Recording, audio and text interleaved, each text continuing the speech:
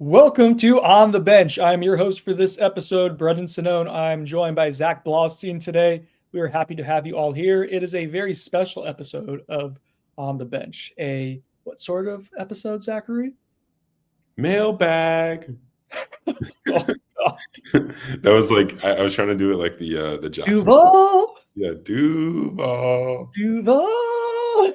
I'll be in Duval some point this week for ACC meeting. So a nice little transition there. You jumped ahead, Zach. You filled in for Christine today perfectly. I feel like you jumped ahead. Mailbag. Mailbag. It's a mailbag episode. So we have a list of listener and subscriber questions. And here's the kicker, Zach. I didn't want people getting mad at me and being like, oh, you didn't read my question and you left mine out. Mine didn't get answered this time. I took the questions that you guys asked at Notes 24/7. I put it in ChatGPT. I explained what our demographic is, who our listeners are. And I said, please put it in the most interesting order that our listeners would find engaging. And so it's tiered it. It's actually broken it down. It's going to give you guys criticisms and critiques and just a thought process of what you did well, what you didn't. And if yours didn't get read or if it's in the third tier, blame it on ChatGPT, not me. Yeah, it's no longer your fault. It's not. Before we get going, real quick update. Chris is doing well, guys. He's been in good spirits. I know people have been asking about him on the message board. It's been a rough week, a scary week, but he's shared update, over at Knowles 24/7 that he's hopeful to be out of the hospital pretty soon. Things are trending in a good direction. He's been active in the group thread. He's scouting 2027 prospects again, softball updates. So he's back, baby. Or they're just about. So we'll have them back hopefully pretty soon. Thank you for asking, everyone. And then a shout out, no way to transition out of that. That's any less awkward. Our two sponsors. You know what? I'm sorry, Colin. First off, the Turner Group. The Turner Group, if you're looking to buy or sell a home in Central Florida or throughout the state of Florida, no one better than the Turner Group. Colin, Amy Turner, legitimately good people. They're going to work really hard for you during the home buying process or home selling process. And then afterwards as well, you have that relationship for life. I think that's super valuable to have. Good, hardworking people know what they're doing, well-connected. Like that's a huge asset to have forever. That's what you get when you use the Turner Group. And when you eventually buy a house, you want to celebrate, treat yourself a little bit too. Chattanooga Whiskey. They are crushing it in the craft distillery game. They have their special spring bottle and bond release coming out soon. I'm hopeful to get my hands on it pretty soon. Talk to Pat, who's the state distributor in Florida, and he's going to try to get me a bottle. But they have a different toasted mash bill for this one. They're going to use a little bit. Baking spices. I think there's some apple elements of flavor into it. Sounds super interesting. Their bottle and bond's always really good. Release it twice a year. So I'll be on the lookout for that at local stores around you throughout the Southeast. Woo! All right. Zach, are you ready for this? Let's do it. All right. It's going to be a lot of reading for me this episode. So this is tier 1. Fire emoji. Per ChatGPT, high engagement, strong takes, and inside FSU drama. Ooh. Yeah, I mean, according to some people on Twitter, that's what sells is it's all about drama, and they actually use ChatGPT to write their own articles too. So one of the same. This is from AVF03. Norvell staff recruiting deficiencies or NIL financial shortcomings. What's a bigger contributor? And this feedback is it's timely, divisive, and touches on recruiting NIL. Red meat for the audience, Zach. Ooh, I like that description. I think they both, if you're trying to see which one is a bigger impact, I would probably say the recruiting deficiencies because, that's more in your control, right? I think the NIL part of it, like, yes, you can go and fundraise, but there is, a cap to what that number can be, I think. Is there though? No, I'm not talking about from a, from a rule standpoint. I'm talking about like from what you can actually gather from your fan base / booster base. I think, obviously you can continue to work on that, but you're coming off a 2-10 season. There's only so much you can do when it comes to fundraising. I think what you can control is your effort and how much you're communicating with recruits, how meaningful that communication is. All those things are directly in your control. So I would lean on that. But yeah, I mean, there are certain recruitments that FSU gets priced out on because they're not in that top tier of spenders, but they're also not in the bottom tier, right? Like they can spend. We've seen them do that before. I think the biggest example of that was signing day this past year. So they were what, top 10 12, to 15 yeah, ish in budget last year. yeah, I mean, I think that kind of speaks, and we're also become hyper focused, I think, on the recruiting deficiencies the last month or so, because that's what's that's the soup du jour, right? Like that's what's happening right now or not happening in May in the off season. Eye on the prize is like, yeah, that is a part of it. That's a huge part of it. I'm trying to like undermine that. But you just went 2-10 with a roster that had no business going 2-10. Now you could say it wasn't a roster had any business winning 10 games either. And yeah, the evidence is there that would be correct as well. But 6-6, 7, whatever, like you had no business going 2-10 with the raw talent that you had on that roster. And so there are bigger issues at hand to me beyond recruiting, beyond NIL and how that's being managed and discussed. Anyways, but among those two, I side with you, Zach. Next up, Philly Noel wants to know. He just says it's a long, critical post about Norvell's CEO role and repeated recruiting portal failings. It says lengthy but emotionally charged with facts would spark deep discussion. I actually have the full one here. Give me a second, because it is a noteworthy commentary for us to jump into, but it is a lengthier one. You ready for this, Zach? For this lengthiness? Yep. Hey, Sonone, I apologize in advance for the length. Hopefully some of the background info I touched on is useful. I thought Mike Norvell becoming a CEO-style head coach would help resolve issues in both portal and high school recruiting that we saw with the first iteration of his staff. By issues, I mostly refer to instances where FSU was slow to contact a kid in the portal because Mike was so involved in game planning, or lapses in the communication with high school recruits. However, in both portal windows since last season ended, FSU has yet again been slow to get involved with several players, often leading said players to never make it in for a visit. I know the staff was not aggressive in the most recent spring window, in part because they didn't want to scare any of the current players off, but the inability to get targets on campus is concerning. When it comes to high school recruiting, the lapses of communication and quite honestly, the laziness of certain members of the staff is unacceptable. I do not understand how Mike continues to allow this to happen. He mentions the Cam Brooks deal. He mentions Trenton Henderson. He mentioned an article you did on must get recruits, and said there's not a single D tackle. We have a realistic shot at landing. Finally, the question is: the CEO version of Mike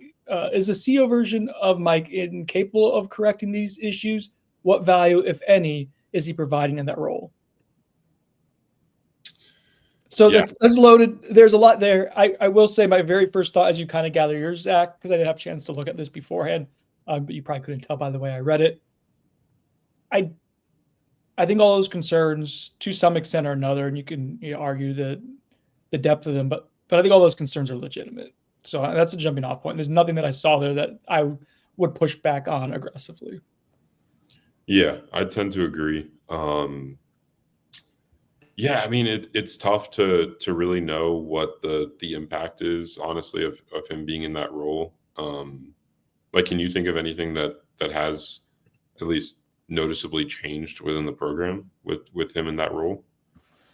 I mean, the things that Mike Norvell has talked about changing with him in that role are more unquantifiable things, like spending more time with players and current players and helping them navigate, the expectations that have now placed on the modern day college athlete when it comes to money and influence, within your friend base, family base, social media, all that stuff.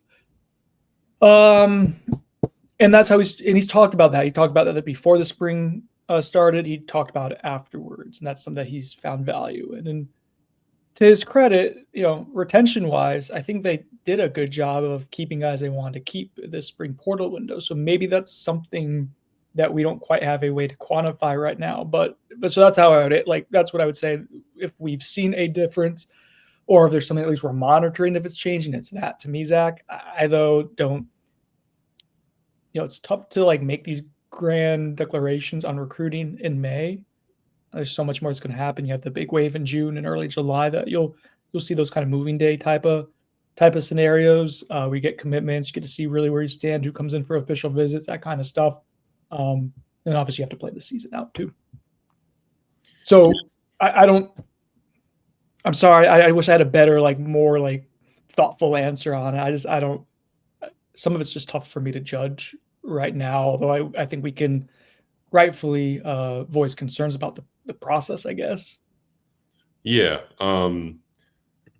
Yeah, I'll bring up a few things. So I think another thing you can't quantify yet, I guess, or the impact of it is him being able to be in more, meetings with the staff when it comes to the actual coaching meetings. Like previously, he was solely focused on offense because he was calling plays. With him being in a CEO role, I've heard he's been very involved in defensive meetings. I'm sure special teams too, because we know that's a big point of emphasis for him. So we'll see what kind of impact that has. That's not something we can really quantify the impact of until the season comes. Which, real quick, a thought on that, Zach. I think that makes sense. Those, especially defense, is a brand new scheme for him. So him having an understanding of it and how it's working and working with those new coaches, seeing how they teach, that's all I think important in these first few months. Just for what it's worth. Him spending time in meetings, extra meetings. Some people might be like, they want him to do more recruiting stuff. That seems worthwhile endeavor to me, in my vantage point, for what it's worth. Yeah. And then, I guess the worries with the process to me is I haven't really seen a difference in the accountability factor when it comes to his coaching staff and their recruiting efforts. I mean, that's something I brought up a number of times leading up to this past season and during the season, obviously. And it just, I haven't noticed a change there. I've asked about that with sources and haven't really heard of any sort of, noticeable change from Norvell there. But maybe, my sources just aren't privy to that happening, behind closed doors or something like that. But we've seen some of the same kind of recruiting results happen recently, like you mentioned, with Cam Brooks or I talked about Cameron Wilson, the edge out of South Florida. Both of those guys I had heard. Obviously, I think Ira had brought up with Warchant that that Cam Brooks wasn't being prioritized nearly as much as he was being prioritized by FSU, nearly as much as he was being prioritized by Cal, where he committed.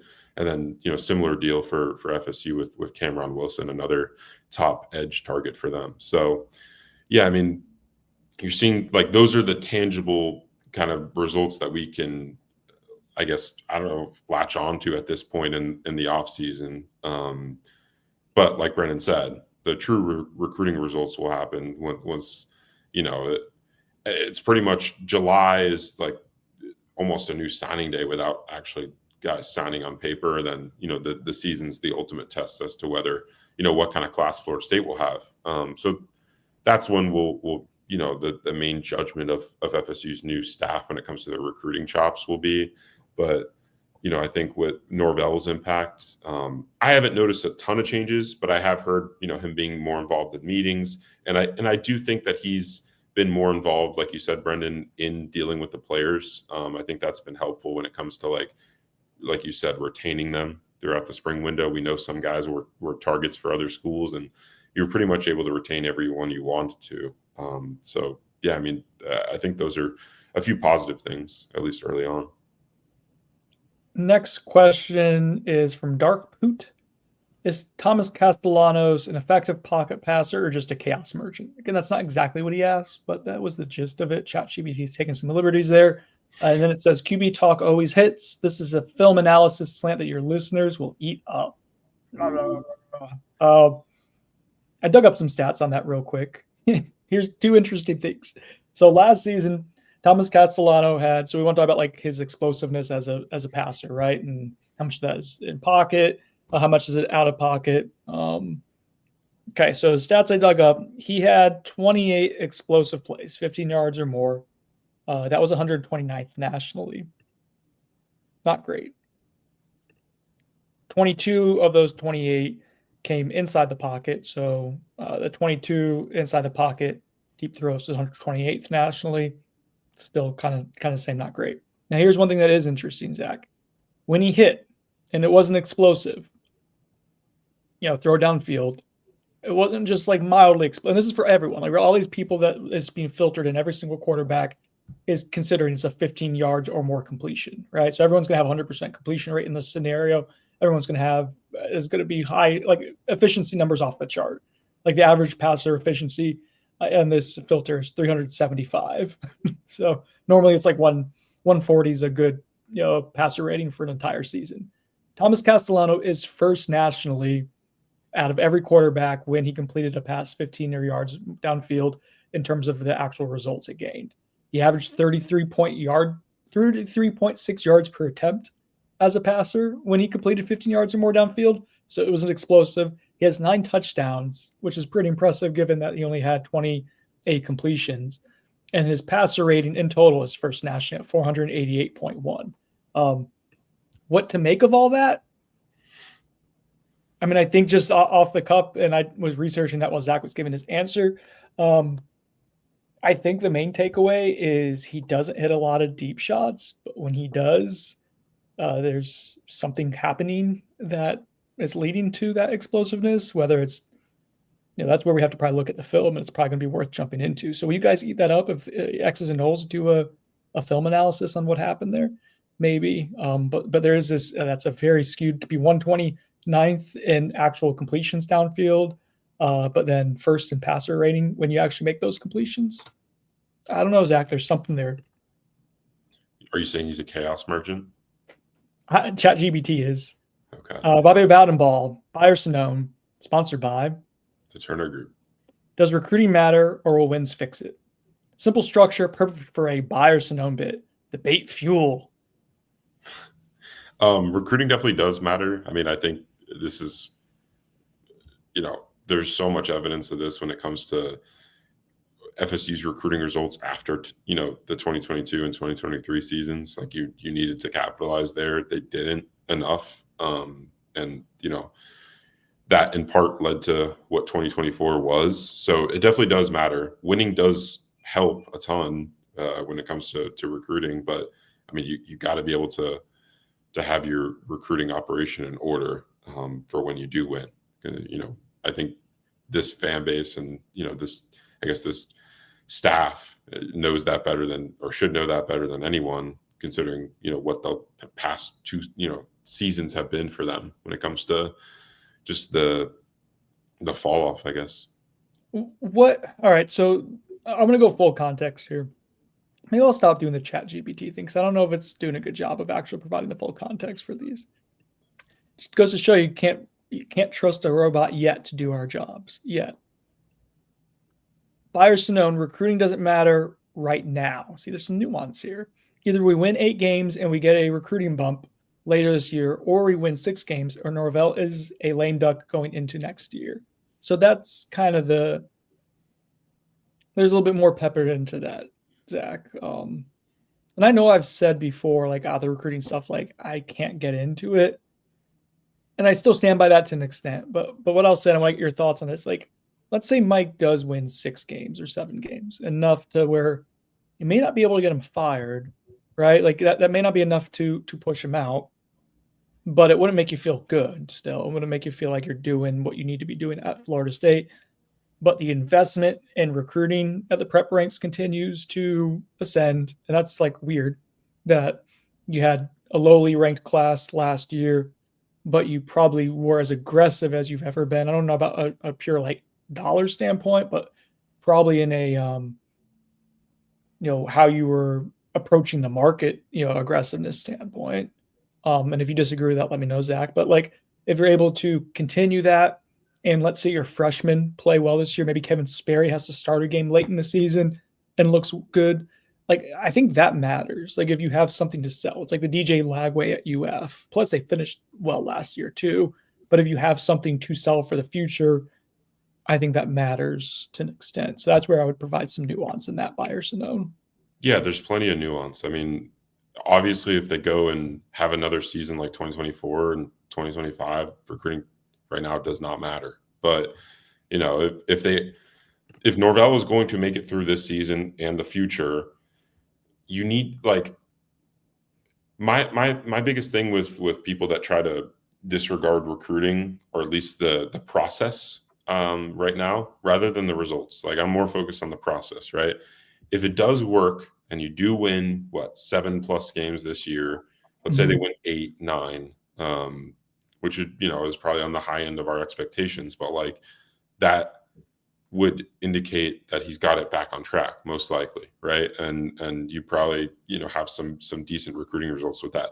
You want to know that you have a staff put together, and top down, from Mike Norvell to everyone in the recruiting department, like this operation works. Like it'll function at a high rate when it comes to being able to land top recruits. Like, that's not something we could say with them in 2022 and 2023. So I just think that, like, while it's easy to be like, hey, recruiting doesn't matter because it all, rides on what this season will be.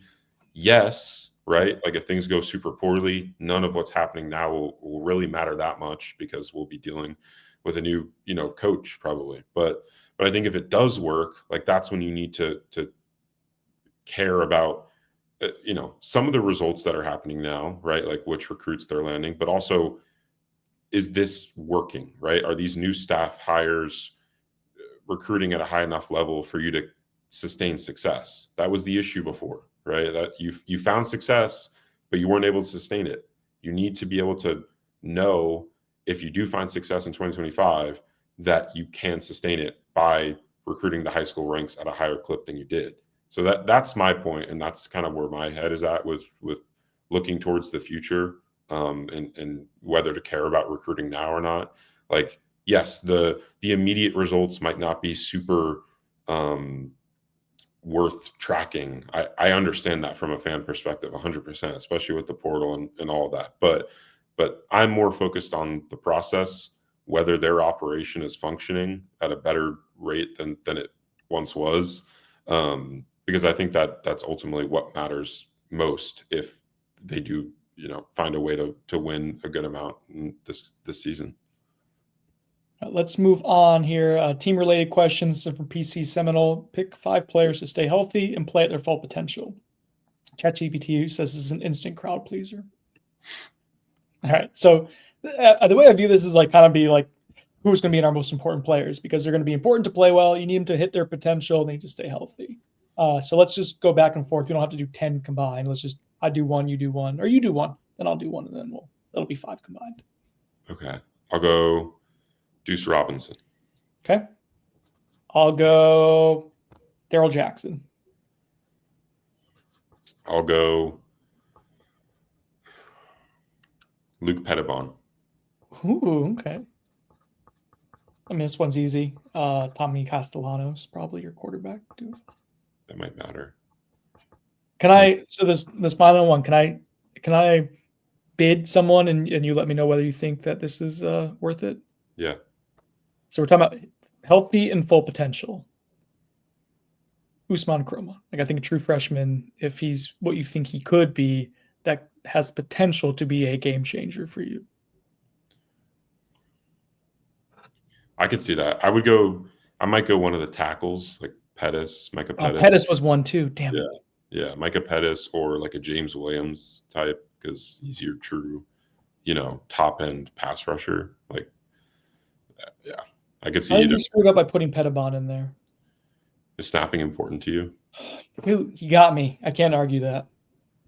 I just who's going to snap behind him? Like, I know they've got other guys that they've trained there, but we've seen what that looks like when you go to backup options. Don't say that.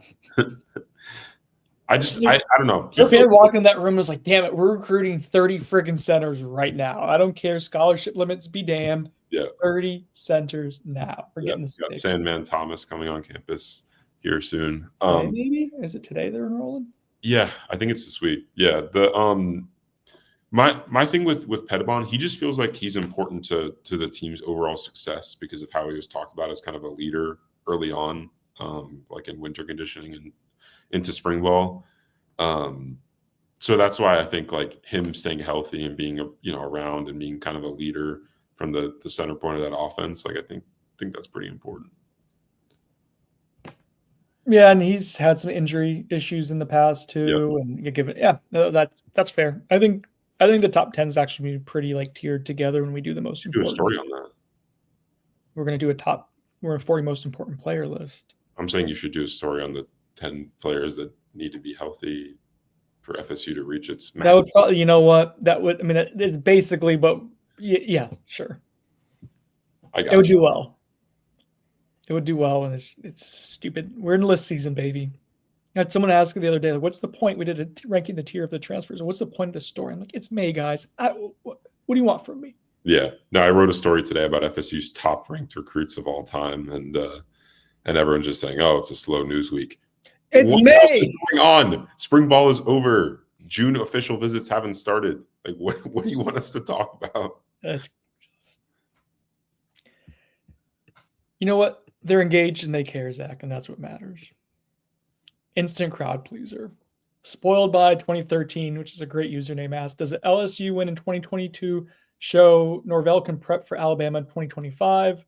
Optimism, history, and Bama hate. Checks every fan box. Oh, how did it know that we like to check boxes? Shout out, Chris. Salute. No, those two have nothing to do with each other in my like we know Mike can coach and win a big game. We've seen that. Yeah. We've seen everything we can almost possibly see under this poor person's tenure. Some of his fault, some of it not his fault. We have seen everything that you could possibly see, good and bad. So I think the more interesting thing is, like, do you see any parallels between 2022 roster and 2025? Yeah, I see a few. Yeah, I mean, it's kind of similar. Like both. I mean, the expectations going into the season are pretty similar, right? Like you kind of, in the sense, like they both were like must-win seasons, like for with the big opener. Yeah, there'll be a lot of yes, I think that's part of it. For sure, a new, very much so new look pieces on the offense. You had Johnny Wilson, Micah Pittman, Trey Benson, all in 2022 as newcomers. This year you have Deuce Robinson, Squirrel White, potentially Sawchuck, Gavin, one of the Gavins. Obviously new offensive line, which is different. Big difference there is like you had Jordan Travis, you had him in the system for multiple years. The way he ended 2021 gave you a lot of optimism, gave some of us a lot of optimism, some more than others. And then defensively, I don't know what the parallels would be. I don't know if you have a Jared Verse walk. I mean, maybe James Williams is Jared Verse. I would tend to not think that most people aren't going to eventually trend to be the NFL's rookie defensive player of the year. But maybe you can have a similar 8.5 sacks or whatever Verse gave you in 2022 type of impact. So awesome. But yeah, so there's some parallels, but like in terms of I don't know if winning that game back in 2022 does anything for you, one way or the other. This is from Knowles 2022. Do player run practices still happen, and what's different this summer? Yeah, I think they do, right? Yeah, I think they have to be player run for at least a portion of the summer, right? Like I don't think the coaching staff can organize that. And they can't be there, and the coaching staff can be at some things now, but I don't think all of them. And yeah, I'm pretty sure Tommy Castellanos is going to be making sure people do that. Like he's been pretty engaged and around, and they were throwing the ball around in the spring. So yeah, I don't know the extent, but yeah, we can dig on that if that's important to you guys. All right, this is the next tier. This is the mid tier, is what it's called. I didn't call it that. This is the mid tier, but it's fun, analytical, or situational questions. Clay Cloud 96 compare FSU's defense to last year's Nebraska squad under Tony White. Wants to kind of have an idea of like personnel. I think what's similar, what isn't. It has been interesting. James Williams' talking points. He's mentioned it to media. He did an interview with Jeff Cameron over at War Chant. Pretty much any opportunity he gets when he's asked about it, he doesn't pull back and saying like, just in terms of raw talent, there's more here. Yeah, to the dismay of Nebraska fans. I thought they were nice. They were nice. No, they loved everyone when they were leaving. I don't know. I mean, and I know me saying I don't know is not great fodder for podcasting. I'm trying to think back to what the defense looked like in 2023 for Tony White, because that was his first year of installing it. I will say I think it's noteworthy that you tried to bring in how many transfers from Nebraska? At least two. At least two that were on the market. Yeah. And you only got probably about 5 in total. And you only got one. Now, you can feel good about maybe what you pivoted to.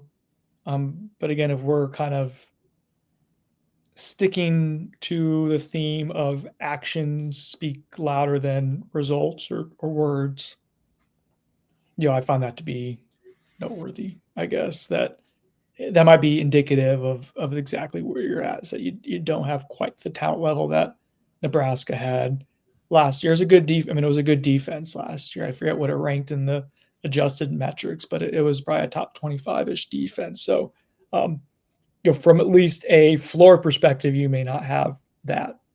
But do you have more raw talent? I mean, listen, I know people don't want to hear it, but last year's defense did have a lot of raw talent. Like Shyheim Brown, when he's engaged and healthy, is a 90th percentile athlete. Like he's better than almost anyone that he's going to be lined up against. I mean, it's a thing. Now, whether you can get that out of him every down to down, shoulder shrug. I don't know. That remains to be seen. But it exists. They're calling Jabril Rawls an NFL caliber cornerback. Is that going to manifest itself and become reality? I don't know, but yeah, sure. Does the 6'1" corner who's bulked up and now has appropriate size with good ball skills have a chance to play in the NFL? Yeah, yes, he does. So it's going to be interesting. So much of this, I don't know how much to answer the question is about. You're asking about raw talent. I don't know if it's about raw talent. It's like how do you mold it? How do you get it to all fit within your system? And that is one of the more interesting. Like the Tony White defense is something I'm super interested to see how they use it, how it's implemented. There's a level of volatility to it as well, because it is such a big overhaul in scheme from one year to the other, where the Gus Malzahn one is, yes, different, not quite as big. And I think you got a lot of veteran Power 4 players that kind of transfer over and play in that scheme. I don't think that's going to be as drastic, and the results are going to look better just by not being absolute dog poo too. Tony White's defense is going to be fun to monitor in that sense. Touchdown FSU. Was the Georgia Tech loss last year the quiet killer of the season? Yeah. No, I mean, yes. Yeah. Absolutely. So that go back. I would implore people to go back and listen to the podcast Zach and I did before the Georgia Tech game. It was just us. I remember I was outdoors recording it. Chris was already in Ireland. And while we talked about reasons for optimism and whatnot, we also talked about a few things that made us kind of nervous going into the game. And more so, a few of the caveats, a few of the qualifiers that we put in there, sprinkled in with the optimism that we had going into the season, you could have some level of sustaining legitimacy as a program. Obviously, you didn't, right? But there was a conversation very clearly hey, if you don't do these couple of things against Georgia Tech, that might signal something larger. That a level of deficiencies in the program or the roster, the way it was constructed, that if you can't run the ball, that was a big one. If you can't run the ball on them, which after that first drive they couldn't, that would signal some really bad things for the rest of the season. Now, no one saw 2-10 coming, right? Even after Boston College and whatnot, I think 2 wins still just wasn't. Even after Memphis, I didn't know if 2 wins was still, although it seemed more possible at that point. But between the Georgia Tech game, Zach, and the Memphis games, I think those were backbreakers, within a 3-week span that you just weren't able to overcome. The way Mike Norvell responded to the Georgia Tech loss, him talking about it being a disaster. I think it was a disaster. I can't remember the exact word, but they had the cameras in the locker room, and he said, "Don't let one disaster." I wish I had it in front of me, but whatever the word was, it was something like that. Loss lead to another. And then seeing the panic that the coach and staff had the following week, and how they applied practices to the players and what they saw that they didn't have in terms of mental makeup and stuff. Yeah, I think that Georgia Tech game broke you. I think if you found a way to block a field goal at the end there, go to overtime and win it, you're probably a 500 ball club still. Yeah, I could see that. I mean, there was the vibe change from before that game to that following week was crazy. I mean, just I guess it was like those team. I forget what the spread was. Like it was a decent size spread, probably like 10 points or 7 points or something. But FSU wasn't expecting to lose that game, and they or for it to, I guess, even be that close. And then especially how that game started, like it just seemed like Florida State was going to run away with it. That first drive, things went so smoothly. That first drive was the Toa Philly run. I'm like, oh, we're back. Like this is. It was exactly what if they were going to be good, that's how it was going to look. Yeah, it was beautiful. And then Georgia Tech adjusted, and the rest is history. But yeah, I mean, from how that game started, their expectations going into what that week was following, they also had to stay in Ireland for multiple days after the loss, which was like people were like, sources were telling me like before the game even happened that was such a dumb idea for the losing team, because then you're having to sit there and not be back, getting back to work, like I guess, and just having to kind of like they were just roaming the city. Like I remember like the players going on Instagram Live and stuff, like just like going around the same, like this just doesn't feel like a loss. You know what I mean? So as far as talked to a player source, was it before or after? I think it was after the game. And they were like, man, like we brought the entire team. And normally that's not the case for a road game, right? You don't bring the entire team, you bring your travel squad. And they were like, it felt like a field trip. All that's easier to say in hindsight, but that was the vibe. Like that was something that at least one player in the locker room felt.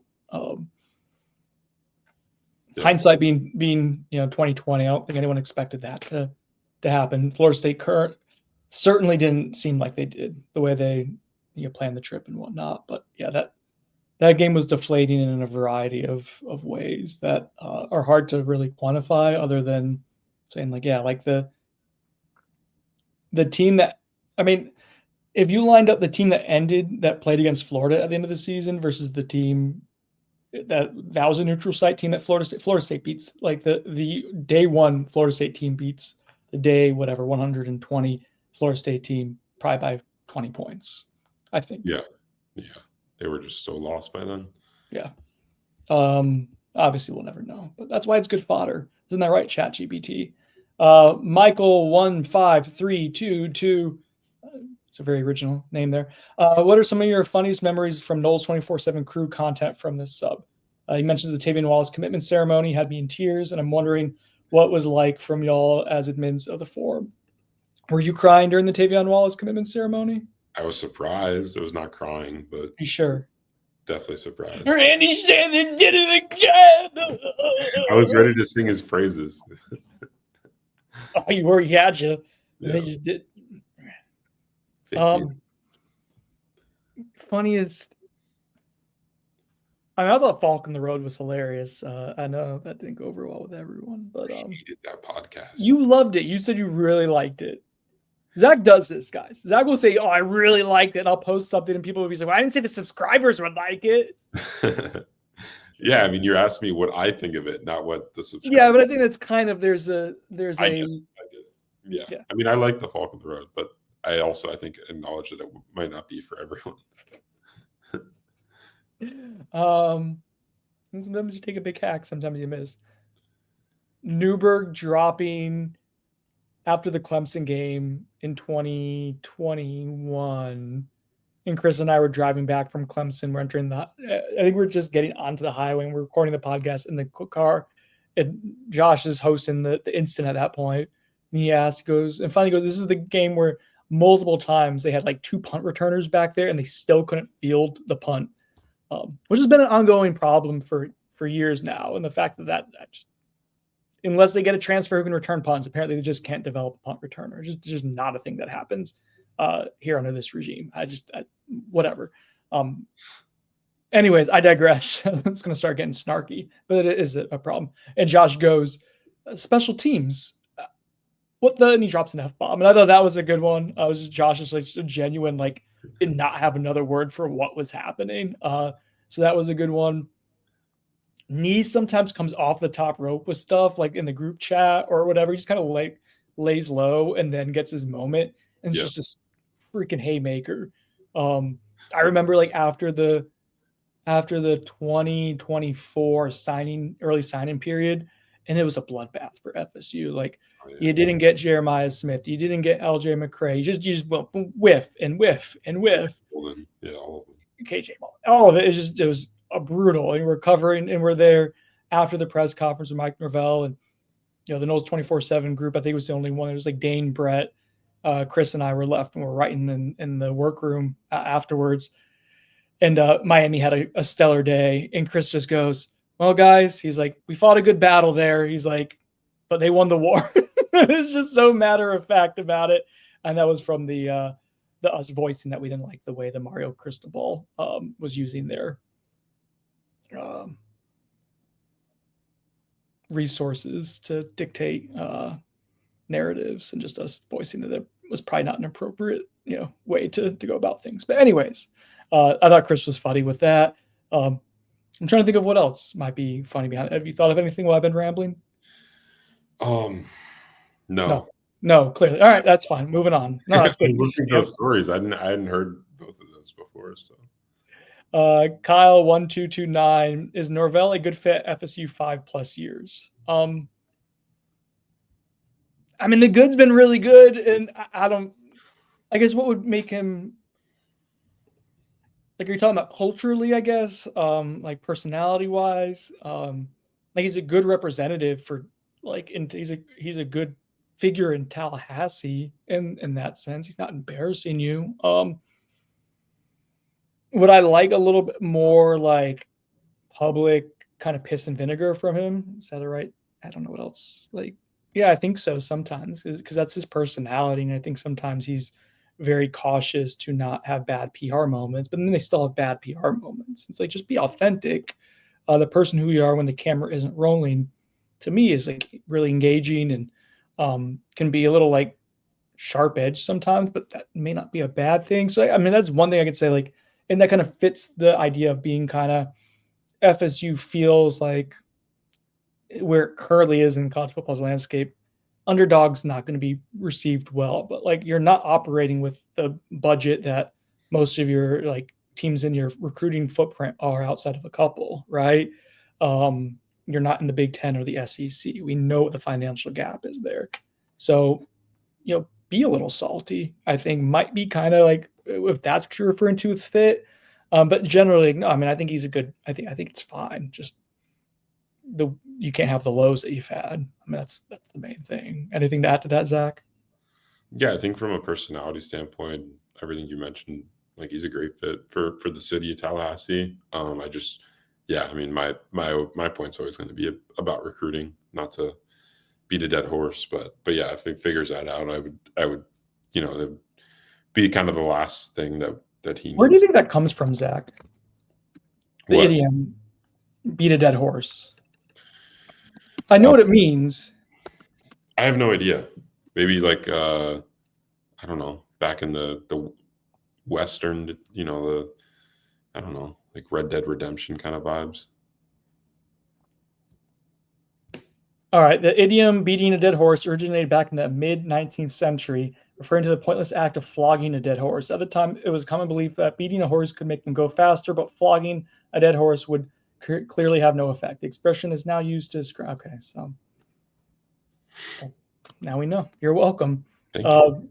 What do you think of Todd McShay's 2026 mock draft with 6 Clemson players taken in the first round and 4 of the top 10? I think Clemson probably has a pretty good roster. What I will say, if we're trying to make it instructive here, hang on. All right, so the top 4 that Todd McShay put up there is Cade Klubnik, right, as a top 10 pick. He's a 5-star from Austin, Texas. Defensive lineman Peter Woods, he's a top 60 recruit in the 2023 class from Alabaster, Alabama. TJ Parker, defensive end, top 50 recruit in 2023 from Phoenix City, Alabama. And then Blake Miller, offensive lineman, is a 3-star from Ohio. 3 of those So for three of those guys are blue chip players, right? Like legit top 100 prospects, and three of them technically Tallahassee's closer than Clemson. So I think it's just big picture. Like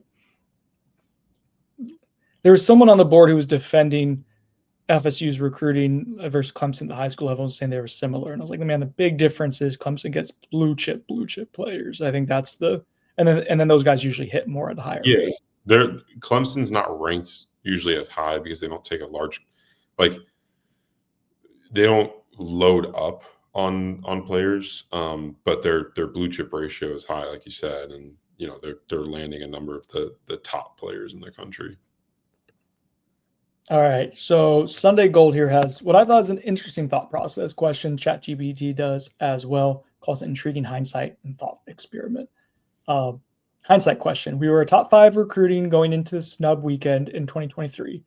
Would a loss to Louisville have been less devastating to our recruiting finish, or was the high school recruiting collapse and drop outside the top 10 going to happen anyway?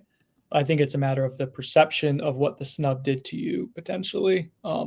Which at the time, there weren't a whole lot of people out there saying that they thought the snub was going to be damaging from an optics recruiting standpoint. I think there may have been one person in the world saying that publicly.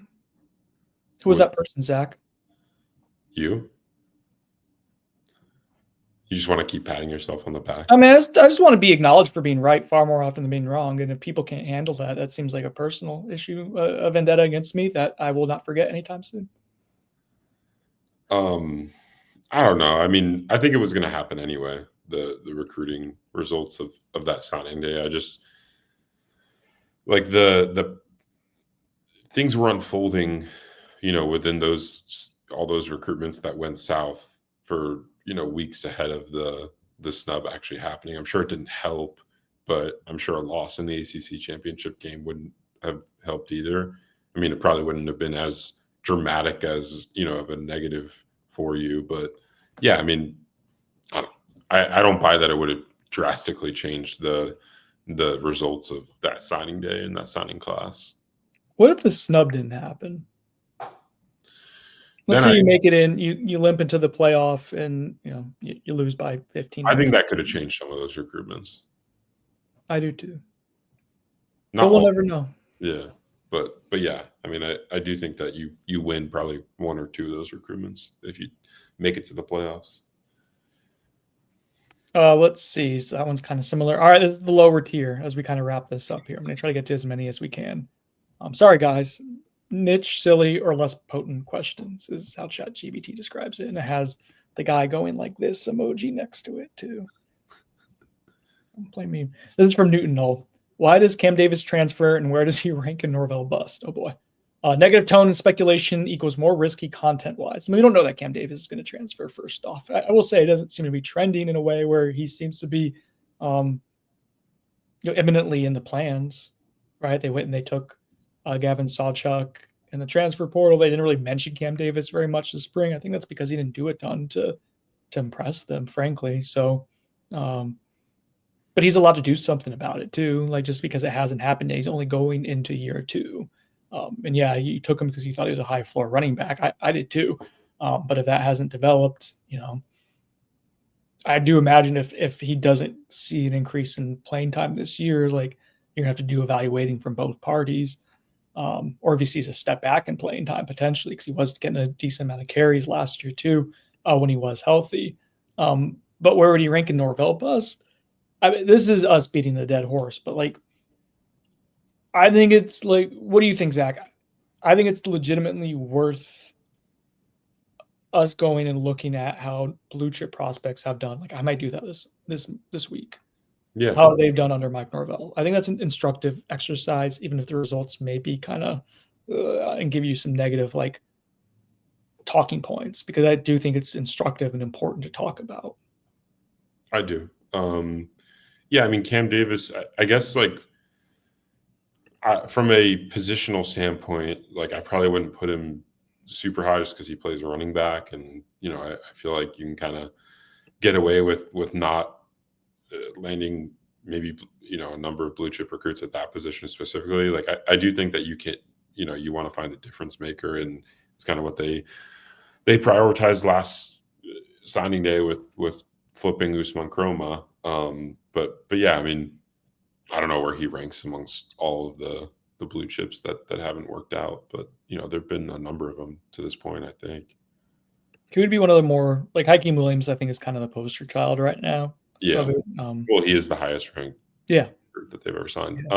Yeah. With Cam Davis, I mean, Cam was committed for I think that's where he would like be in that conversation. Yeah, it's like freshman season. Regional recruit. Like never wavered, like kind of a Derwin James type of recruitment with how bought in he was. Despite, I mean, he was committed through the 2021 or the 2020 and 2021 seasons, I'm pretty sure, and stayed committed through 2022. So yeah, I think is why so many fans wanted to work out for him. And Cam's always been graceful and talking to it, and we do I think everyone wants to see Cam do well, right? And so.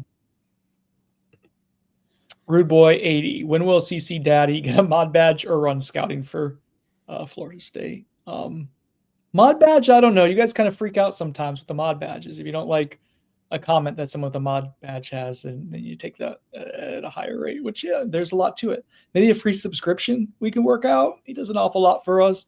Maybe that would be reasonable. I just don't know how to do that, but Chris can when he's back and ready, I guess. Yeah. Did I just give out something for free that I probably shouldn't have? Shout out to CC Daddy. He's a goat. Definitely appreciate his evaluations. He's always dropping on the Knowles 24/7 message board. Yeah, it's been a fun it's been a nice addition to the. I like when I drop a recruiting article and he goes in and drops his thoughts. I know people await that. Mm-hmm, exactly. That's a nice part of the community there for sure. Jack's Beach 1236. Will Falk on the Road ever return? We did a second one. We did another Falk on the Road with Hakeem Williams. I just tweaked it a little bit. I put you the newsy stuff first and the weird stuff after. And it didn't have anywhere near as much disdain. Remember, Zach, 13 people unsubscribed to the website that day? You should do a Falk on the Road. See if he'll let you into his draft party next year. And Falk on the Road to his draft party. Where is it taking place this upcoming year? Where the draft is? Yeah. I think DC. Okay. But I don't think. I mean, he'll probably be there. He's being projected. Keldrick Falk's being projected as a top 20 pick, so he'll pretty decent chance. I think you would that, or Highland Home, Alabama again, which was fun. I mean, you pretty much made him. I think, right? I think sometime when he gets drafted and he goes to give Goodell an awkward handshake at the stage, he may go stand at the podium and thank Brendan Sonnone and Dane Draper of Knowles 24/7 for the platform that they gave him to propel him to such heights with the Falk on the Road episode. Yeah, and the really blurry commitment video ceremony. Well, there's Highland Home, Alabama doesn't have a whole lot of Wi-Fi going on for its man. I remember, all you can buffet. Yeah. That's another good story. I don't know if it's funny, but a fun story was me learning that it was going to be FSU for Keldrick Falk, and then calling you guys while you're shooting hoops in the gym with the basketball coach, and then Dane freaking out and yelling in the gym. It was nice that we didn't waste our time. Well, that day we did not waste our time. NRG Knoll. What animal best describes his team? Shout out Animal Chris Nee. I'd like to what are your thoughts about making it a Pokemon that describes his team? I just like that people aren't going to know what that is. If people don't know what a Charmeleon is, that's not on me. That's not even is that a Pokemon? Charmeleon? Yeah, that's the middle evolution between Charmander and Charizard. I don't know my Pokemon thing. All right. Well, for the 20 of our listeners that were born in 1990, they understood it. I played Pokemon growing up. I feel like my generation was pretty big in Pokemon. Were you Gen 1? I didn't play the Gen 1 games. Yeah. I played Fire Red and Leaf Green and Emerald and Ruby and those ones. All right. Pick an animal then, Zach. Can you go first? I don't know what animal to pick. This is more of a you question. No, there's no way I'm going to answer this any way that's appropriate. How about ask ChatGPT? What? I don't want to screw up. All right. You don't want to screw up your mailbag.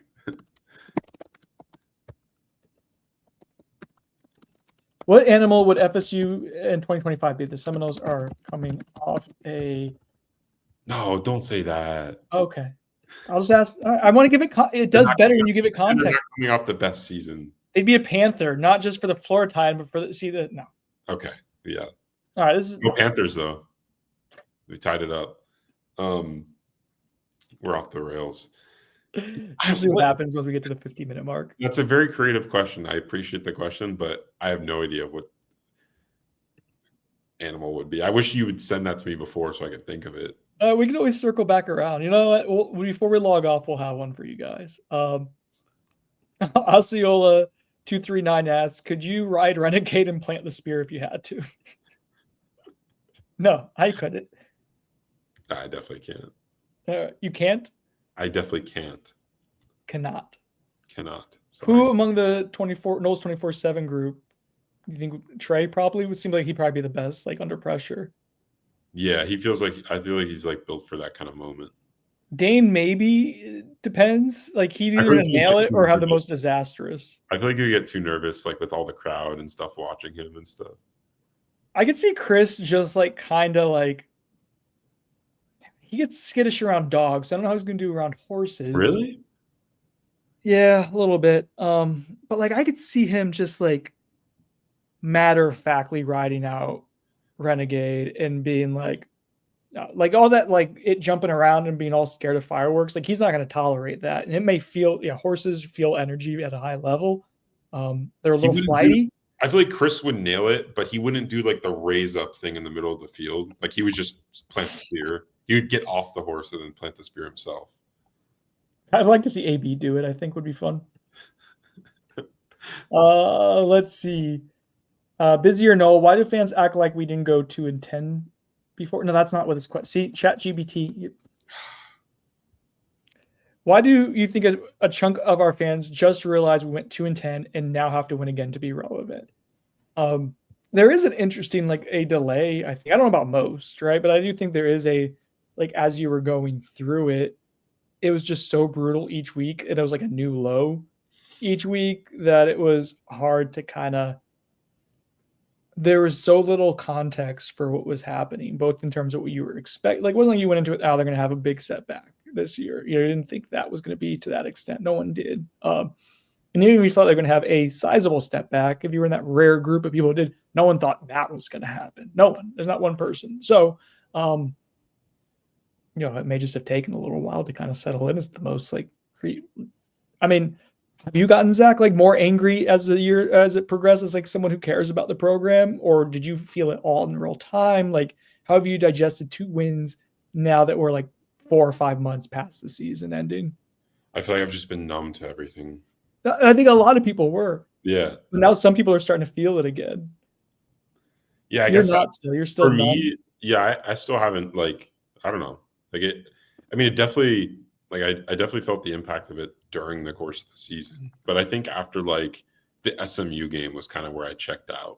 From a, just caring about it standpoint. I mean, obviously that's part of our job is to not, let the emotions and the feelings of it really impact us. But, and I do that when writing and all that, or try to at least. But yeah, after the SMU game, I think I just, since then I haven't really.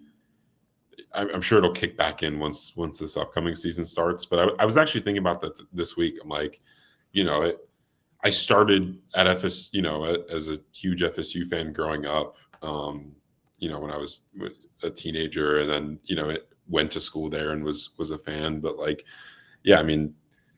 It's crazy to think I was asking myself, I'm like, do I still care about how they do? And I think I do. And I think that will kick back into effect once the season starts. But the off season recruiting highs and lows, I guess that doesn't affect me as much anymore. You've already felt all that. You're all tapped out on emotion. The KJ Bolden just screaming into the phone. What do we do? But you were right. a lesson to be learned. Sometimes when you scream at people on the phone, they may check out a little bit. You were trying to discount me. You were being a freak. If I did, ChatGPT says, if FSU were an animal, a bison. They're Wow. not flashy or fast. They're not trying to win a track meet. This team is big, experienced, and tough, but more for survival than style points. This year's team isn't trying to soar. They're trying to trample bison. I feel like that's what last year's team wanted to be and wasn't. They're the bison that got caught.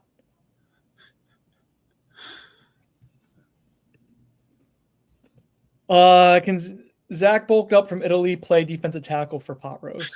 Did you gain weight in Italy? I mean, I'm sure I've lost a good amount of weight since then. I've been working out and stuff consistently, but I mean, yeah, I'm sure right off the Italy trip, I probably could have stepped on the field and put in at least a few snaps. I feel like the Italy, like when I went, this is a while ago, but like I feel like I didn't gain a lot of weight. We walked around a lot, and the food process is a little differently over there than not to make it a whole, preservative thing, but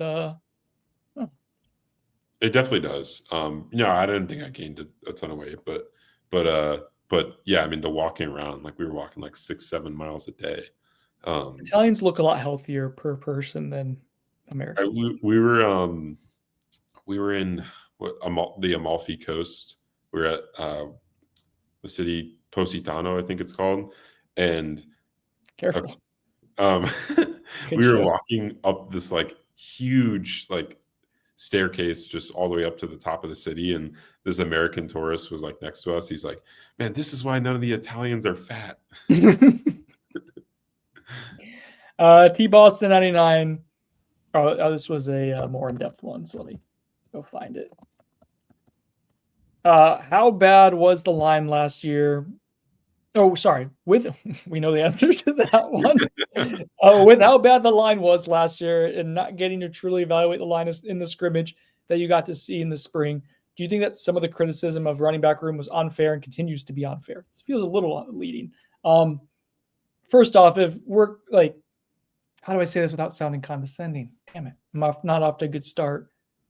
I try to be fair in the things we say, right? It doesn't mean I'm always going to hit the mark, but I try to be fair. So I will say that my attempt is always to be fair, even if it's critical. Part of that is an evaluation question too, because like you're having to evaluate each specific play and be like, what could the running back have done here differently to maximize this play?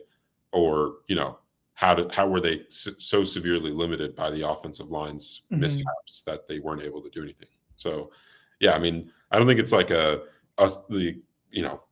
people being disingenuous about things. Like the offensive line in general didn't help the running backs. Well, now they're asking this spring without us getting full sample size of like, we only got one practice, and that practice, the starting tackles didn't practice a lot of the camp, and we know Richie Leonard didn't practice a lot of camp, and so like I think that's part of like. I think that's part of what they're asking is. Yeah, you're missing a huge variable there. Our criticism, if you remember, of what we saw in the scrimmage wasn't the run game in totality. I feel like as much as it was the running backs. Like we understood what the offensive line was or was not in that moment, and I think we tried to articulate that the best we could without saying, who was practicing or who wasn't. The big takeaway was that the running backs weren't creating much. And granted, it was just one day. And people talking about the team, with more access to seeing the team than us were speaking more highly of the running back room than maybe what we had thought going into the spring, and more so what we had seen in that really small window. That being said, Zach, what was their biggest splash in the spring portal window after they went through spring practice on the offensive side of the ball? Gavin Sawchuk, the running back. And so that's like actions, right? Actions speak louder than anything else when in this like very fast-paced world of college football. You get to see what you try to do, what you attempt to do.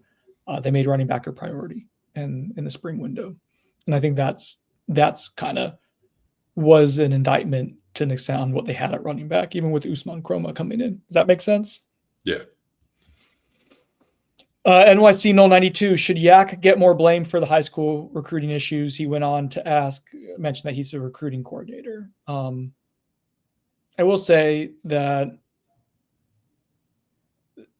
I think the title of recruiting coordinator matters less now than it ever has, not just with general managers and front offices. There used to be a time where the recruiting coordinator would kind of be, heading up the meetings and stuff like that. I don't know if that's exactly, what's happening now or not. So in that sense, like, I don't know if it's fair to put all the high school recruiting issues or even a big amount of them on the recruiting coordinator. Like, I think that blame goes to others if you have issues. That's true. Like, it's definitely not the same role as it once was. But if you want to have critiques about recruiting at running back, and I know they just got Usman Chroma, but you paid heavily for that. I think that's reasonable to an extent. I mean, you haven't gotten blue chips each of the last two classes, but in general, like, you haven't really had a true a homegrown freshman develop into anything meaningful for you up to this point, have you? I mean, LT, I guess, to an extent. But he didn't recruit LT. No, yeah, LT was a guy who, I mean, that was a crossover. But yeah, no, I get your point on that. Your larger point. But yeah, I mean, that's something that I brought up. I did a story on that in the middle of last season. How each coaching or position or whatever, like how it's been recruited under Norvell and what those guys have done production wise, and almost all of their starting running backs have been transfers or JUCO guys throughout this entire tenure. They haven't really had a high school guy really do much to this point. We'll see if that changes with Chroma. I think it could, but what about regionals, like Louisiana and New Orleans is specialty, and Destin Hill, Byron Turner, gave you some stuff, but not a ton. Who else? Ja'Kai Douglas. That was a previous staff, and Terrebonne, made a little different. Jalen Lucas was also kind of a Yak thing. Yeah, I mean, I will never understand their obsession with Louisiana, and not even just the top. I understand wanting to land the top kids in Louisiana because those kids are often pretty good, but they go for these B to C tier, or at least early on, we're going for those B to C tier guys in Louisiana. You're not going to get the A's, almost but that's what I'm saying. Why spend any time in Louisiana there at all? Yeah, and I think Georgia and Alabama, at least you can get South Georgia and South Alabama to where maybe you can get away with recruiting those states, like Mobile and right. South Georgia, yeah. I mean, it's limited, but you've proven South Georgia you can do it to an extent. The effectiveness of it obviously can be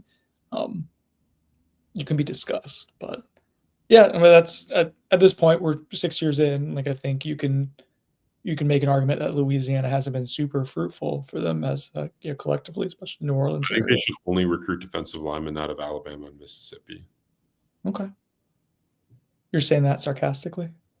Yeah, sorry, I'm being too snarky. Last question. This is from Osceola 2239. Scale of 1 to 10. Excitement for the season. Generic best used as a wrap up or a social media poll. Thank you, ChatGPT. You've been super helpful this episode. I don't think we'll ever do this again. I'll do a 6. I mean, damn it. That's what I was going to do. Yeah. I mean, there's some fun pieces to this team that I do want to see how they work out, right? The Tommy Castellanos experiment. I think that's a good way to put it, an experiment. That's going to be worth watching. I think, across college football, people and Florida State in general, people want to know how FSU is going to rebound after this past season. And, I think the high variability with Tommy Castellanos' play, from if you look at his play this past season compared to the year before, and what could that be at FSU this season? And then, yeah, I mean, you got the offensive pieces that should be pretty fun to watch, like Deuce Robinson and Score White. And then defensively, both sides, but you're implementing new schemes, but defensively a massively, changed up scheme compared to what you were just running for the past 5 years or 4 years. yeah, the 3-3-5 and just how guys on the roster fit those roles, what Daryl Jackson can do this upcoming season, and and what's going to be a money year, and then can the rest of the D line figure it out along with him. I think there's some fun storylines. So, but I mean, this isn't like it's all coming together 10 out of 10 pre-2023 moment where you just can't wait to see all those pieces play together on the field at one time. Can this team be likable? Like, I think that's what I would feel happy with covering is like that. I go back to that one part of it is because it was evolving, like it was ascending. Was that 2021 team seen it click, seen it come together in the middle of the season, and then would actually like talk about Jordan Travis and his retirement. I mean, that 2021 game for him against UNC, where on the road, and they just won their first game, and it was clear he was now the QB1 moving forward, and the lightness and the lack of gravity that he played with was so cool to see, and it was a spark for what the rest of the year and his career would be. But there were elements of the rest of that season. It was like you could see things happening. I've talked about this before. It was so cool. It's one of the reasons why I was so grateful to be at practice, and is because you got to see that actually happening like week to week, and you got to see them prepping for Miami, and you got to see like them things that they were practicing translate onto the field, and the team played hard, and it wasn't the most talented team. You had some really talented spots on it, but it played hard and it played above itself to an extent. And I think that's like lost in last year, lost in 2 wins, and the stunning, like the shockingness of that people are still now kind of like you're numb. Some people are just waking up to it. Lost in it was just like not only were you losing games, but the team wasn't fun to watch. And it wasn't just because they were playing poorly. It's because there was a lot of times where guys didn't seem to care. And when they did care, they couldn't do anything about it. But those are two different things. And, can you get back to that? And I find that like that's what would make me excited and happy to cover it. There's an adage in sports journalism is like either be really good or really bad, be interesting, right? Don't be in between. And what gives me pause is like, I think my gut is this team is probably most likely trending toward being in between from a record perspective, right? It's probably going to be a 5 to 7 win team. And if you go above that, then that's fun from a big picture perspective, potentially. But if you're in that middle ground, but you at least are scrappy, okay, then that gives us something that we can at least cling to and find engaging throughout the season. So yeah, 6 for me as well, Zach. Yeah, there's elements of it that I do find fascinating. There's potential for it to have a high variance team. The most likely, I think it's going to be, probably a meddling team. Meddling? No, middling team. Yeah. Who are they meddling with? The Bison. Go Bison! All right, for Zach Blaustein, I'm Brendan Snow. Thank you, everyone, for the questions. We got through like near 30 of them. Thank you, ChatGPT, for organizing it and tier structuring it. If you got issues with it, tell me.